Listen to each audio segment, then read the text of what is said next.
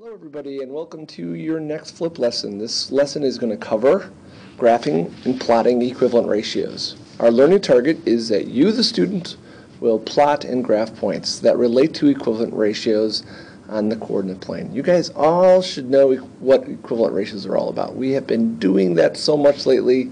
Our first example is as follows. On a field trip, every chaperone is assigned 12 students. Make a table and graph the data based on this information. So that's a pretty simple problem right here. Every chaperone, that means one chaperone, is assigned 12 students. There you go. There's your ratio, 1:12. And I'm going to follow that progression throughout the rest of this table. So if there's 2 chaperones, that means there's 24 students.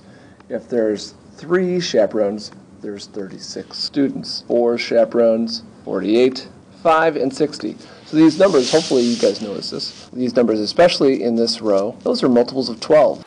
So let's go ahead and graph this. Now this got a little bit mixed up, but that should say students. It didn't quite transfer over my tablet very well, but I'm sure you guys can all figure that out.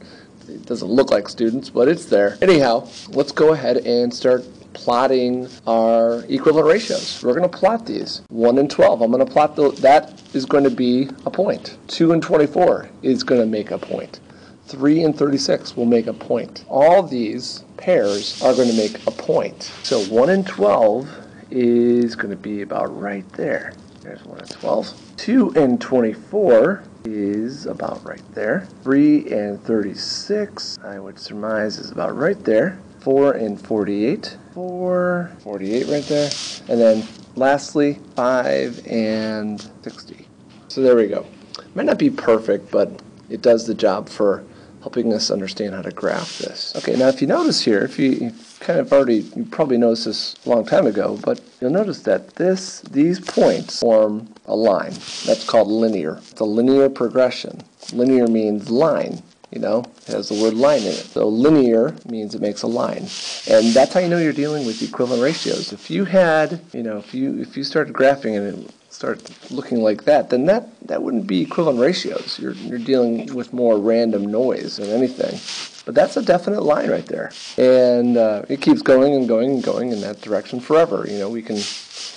We're not going to have infinite number of chaperones, nor are we going to have infinite number of students, but definitely a good indication that you did something right. If when you plot your data, you get linear. You get something that's linear. You get a line. If it starts to curve, you might be dealing with a different kind of information. Okay, now here's another example. A rainbow loom had 4 blue and 12 yellow rubber bands. Make a graph that can describe this ratio. Now this problem, you're given a lot less information. You'll notice that the grid has nothing labeled. I don't have any numbers there. I don't have anything labeled in terms of what my axes should be. And we're going to have to fill that in ourselves. You might also notice that the ratio that I gave you, 4:12, isn't in lowest terms, 4:12. So before we put that into our table, let's put that in the simplest form.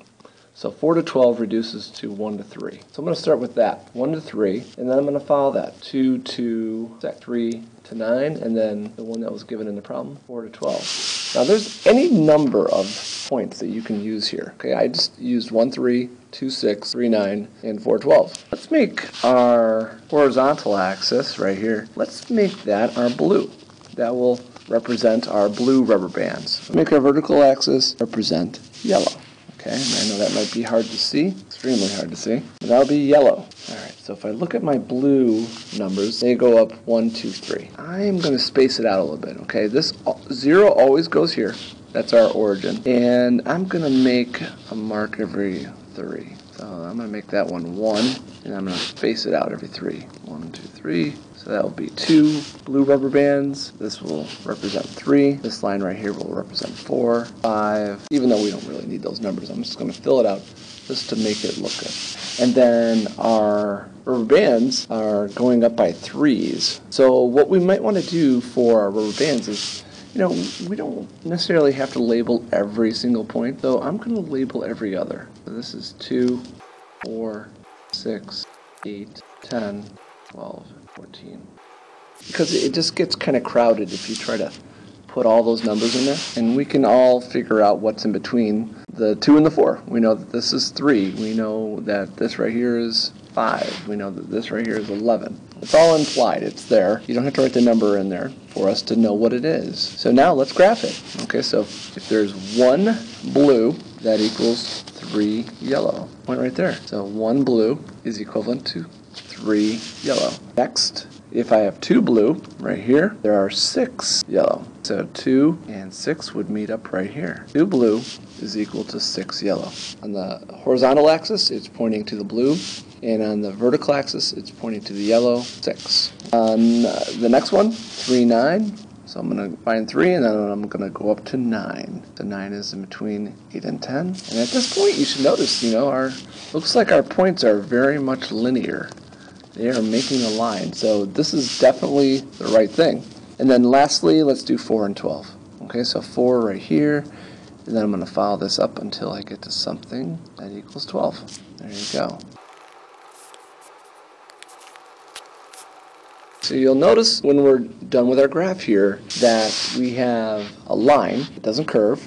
There's a definite progression to it. It's linear. What's linear mean? It means it's a line. And another thing, too, that I haven't really mentioned yet is that if you're dealing with the equivalent ratios, if we're dealing with those equal ratios, we better make sure that our line starts off at 0, okay? If it starts off here, for instance, and goes like that, then we're not necessarily talking about equivalent ratios. Even though it is linear, I don't think we're dealing with equivalent ratios. So you definitely want your lines to start to have their origin at 0. Otherwise, it's not equivalent. And that does it, everybody. This was a pretty short lesson. Hopefully you guys understand this. This lesson was not about equivalent ratios. It was more about how to graph them, how to plot them. And we were just making really simple line graphs. Just to kind of recap, you want your points to be linear, meaning they make a line, and you want them to start off at 0. You also might need to put a little bit of thought into how you graph it. Space things out. Make sure you space things out. I'm going to erase this for a second. I'm going to erase it. Try not to bunch all your numbers up. Some people, all their data, it's a little tiny line just like that. You might want to spread it out. Use up your entire graph if you can. Try to put some thought into how you do it. So that does it. Everyone have a great night.